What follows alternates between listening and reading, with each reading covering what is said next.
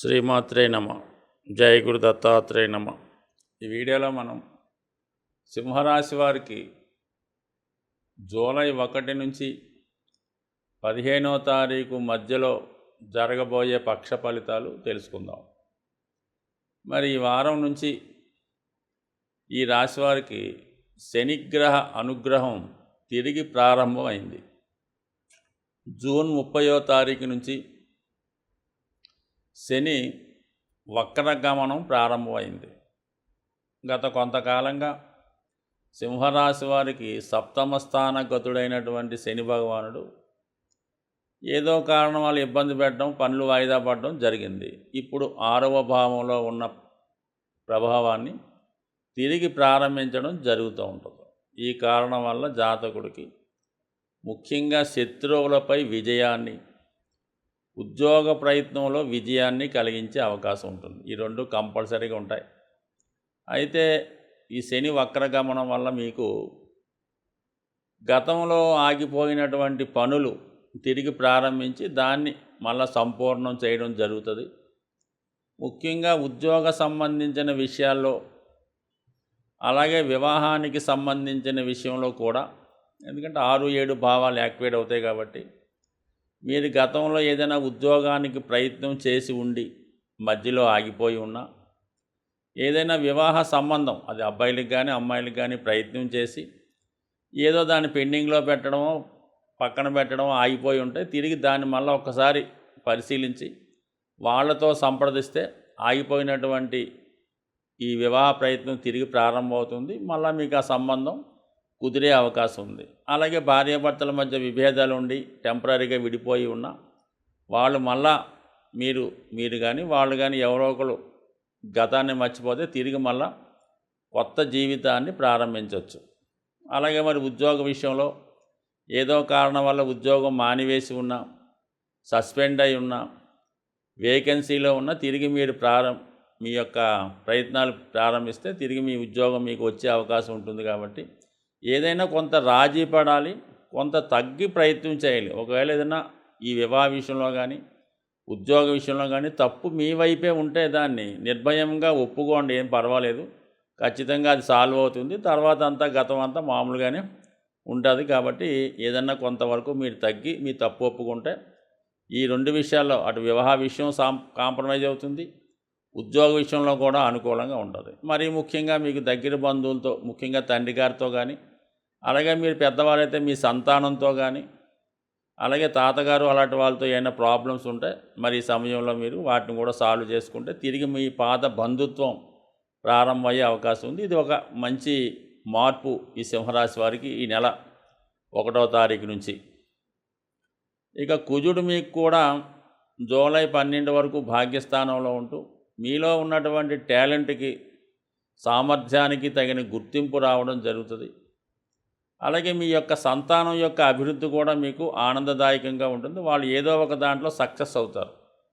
So ఈ 2 కారణాలతో పాటు భూములు, స్థిరాస్తులు ఇవన్నీ కూడా మీకు అనుకూలంగా ఉంటాయి. జూలై 12 తర్వాత కుజుడు దిగ్బలుడై దశమ కేంద్రంలోకి గురువుతో కలిసి సంచరిస్తూ ఉంటాడు. ఇది కూడా ఒక అద్భుతమైనటువంటి యోగం మాట. మరి యోగకారకుడైనటువంటి కుజుడు మరి పూర్వపుణ్య స్థానాధిపతి అయినటువంటి గురువుతో కలిసి ఉండడం ఒక విధంగా చెప్పాలంటే మీ యొక్క ఉద్యోగ అభివృద్ధికి ఇది కారణం అవుతూ ఉంటుంది. కొన్ని సందర్భాల్లో పాత ఉద్యోగం మాని కొత్త ఉద్యోగం ప్రయత్నం చేస్తున్న వాళ్ళకి కానీ, అలాగే ఉద్యోగంలో ఉన్నతి కోరుకునే వారికి మరి ఈ నెల 12 తర్వాత ఉద్యోగంలో ప్రమోషను, ఉద్యోగంలో మార్పు, కొంతవరకు హోదా పెరగడం, మీరు కూడా చాలా నిజాయితీగా నిష్కల్మషంగా పనిచేసే అవకాశం ఉంటుంది. ఇది కూడా అనుకూలంగా ఉంది. దానికి అదనంగా మరి ఇన్ని గ్రహాలు మీకు అనుకూలించిన కేవలం రాష్ట్రాధిపతిగా ఉన్నటువంటి రవి కూడా ఈ పక్షం అంతా కూడా లాభస్థానంలో సంచరిస్తూ ఉంటాడు. సో ఎప్పుడైతే రవి లాభస్థానంలో ఉంటాడో ప్రభుత్వ అధికారులు మీకు అనుకూలంగా ఉంటారు, ప్రభుత్వ పథకాలు మీకు అనుకూలిస్తాయి. మరి ప్రభుత్వ రంగంలో కానీ రాజకీయ రంగంలో కానీ ఉన్నటువంటి మీ యొక్క రక్త సంబంధికులైన మీ బంధువు కానీ, మీ స్నేహితుడు కానీ మీ వెనక ఉండి మీ యొక్క అన్ని కార్యక్రమాల్లో చేదోడువాడుగా ఉంటూ అవసరమైతే ఆర్థిక సహకారాన్ని, మాట సహకారాన్ని కూడా అందించి మీ అభివృద్ధికి కారణమయ్యే అవకాశం ఉంది. మరీ ముఖ్యంగా మీ కుటుంబంలో ఉన్నటువంటి వాళ్ళు కానీ, అధికారంలో ఉన్నటువంటి స్త్రీల సహకారం కూడా మీకు లభించే అవకాశం ఉంది. అలాంటి కానప్పుడు మీ యొక్క మిత్రులో, మీ యొక్క స్నేహితుడో, స్నేహితురాలో మరి లాభంలో శుక్రుడు ఉండడం వల్ల స్త్రీల సహకారం కూడా ఈ సింహరాశి వారికి మరి ఈ పక్షంలో లభించే అవకాశం ఉంది. ఇక వ్యయంలో ఉన్నటువంటి బుధుడు ధన లాభాధిపతి, అంటే అటు ధనాన్ని ఇచ్చేవాడు, ధనాన్ని కూడబెట్టేవాడు.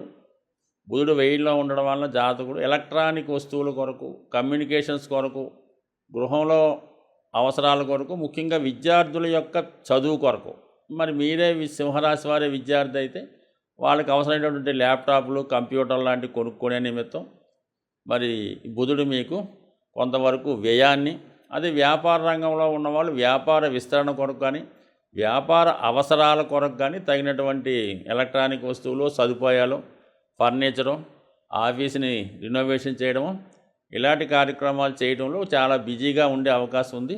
ఏదైనా ఆర్థికపరమైన ప్లాను ఖచ్చితంగా అమలు చేస్తారు. ఇవన్నీ కూడా మరి ఈ పక్షం నుంచి, అంటే ఇంచుమించుగా మీకు మరి ఇంగ్లీష్ సంవత్సరం ప్రకారం మనం ఆలోచిస్తే మొదటి 6 నెలలు జరిగిపోయినాయి.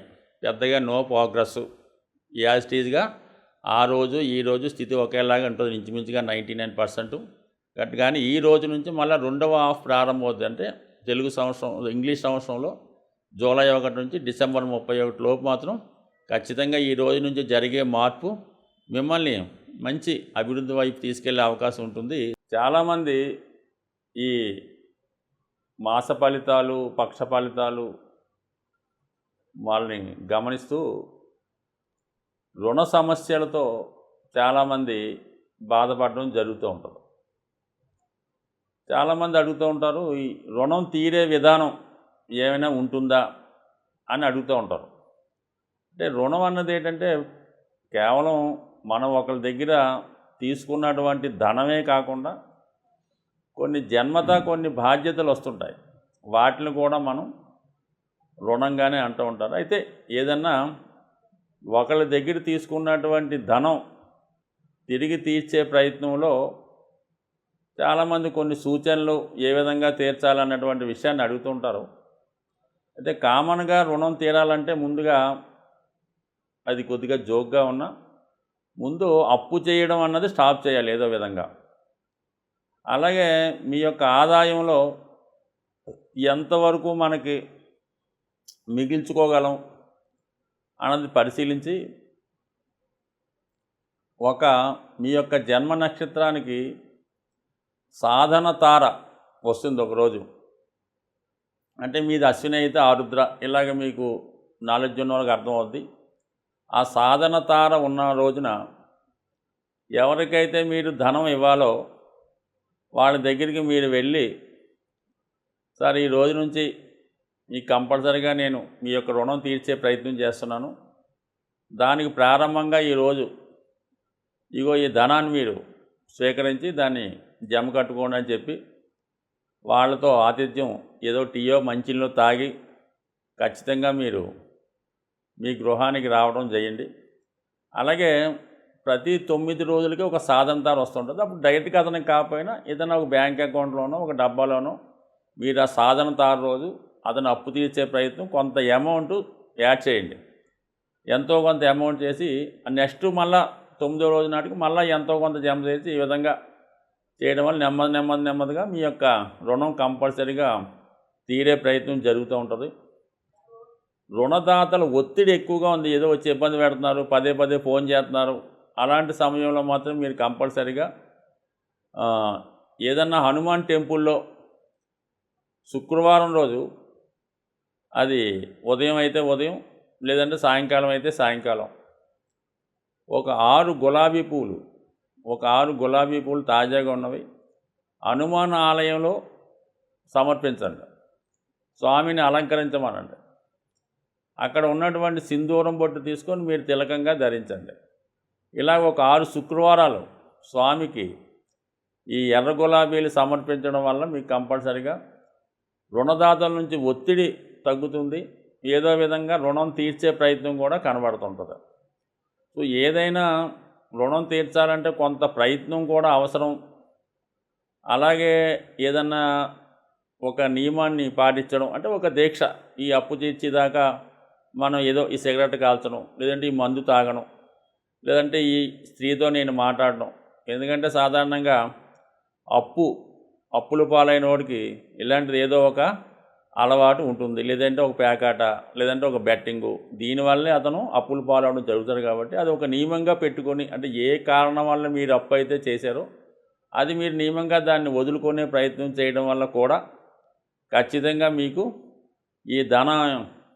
ఈ యొక్క పట్టుదలతో మీ రుణం తీరే అవకాశం 100% ఉండే అవకాశం ఉంటుంది. కాబట్టి జాగ్రత్తగా గమనించండి. ఇంకొక విషయం ఏంటంటే, అంటే మీరు ఒక వ్యాపారం నిర్వహిస్తున్నా, ఒక వృత్తి చేస్తున్నా, ఏదైనా ఒక గృహమైనా ఈ అప్పులు పాలవడానికి కారణం ఏంటంటే, మీ ఇంట్లో లేదంటే మీ వ్యాపార సంస్థలో చిన్న చిన్న చిల్లర దొంగతనాలు జరుగుతుంటాయి. అది ఎవరైనా అవ్వచ్చు, మళ్ళీ మీరు బాధపడతారు. అది ఎవరో కూడా గమనించక్కర్లేదు. దాన్ని కంట్రోల్ చేసే ప్రయత్నం చేయండి. ఈ చిల్లర దొంగతనాలు, ఈ మిస్మేనేజ్మెంట్ ఉండడం వల్ల ఆ సంస్థ అప్పులు పాలయ్యే అవకాశం ఉంటుంది. కాబట్టి ఖచ్చితంగా వాటిని కంట్రోల్ చేస్తూ కొంత కఠినంగా ఉండడం మంచిది. ఈ విధంగా చేయడం వల్ల మీ యొక్క రుణ సమస్య 100% త్వరలోనే తీరిపోయే అవకాశం ఉంటుంది. స్వస్తి.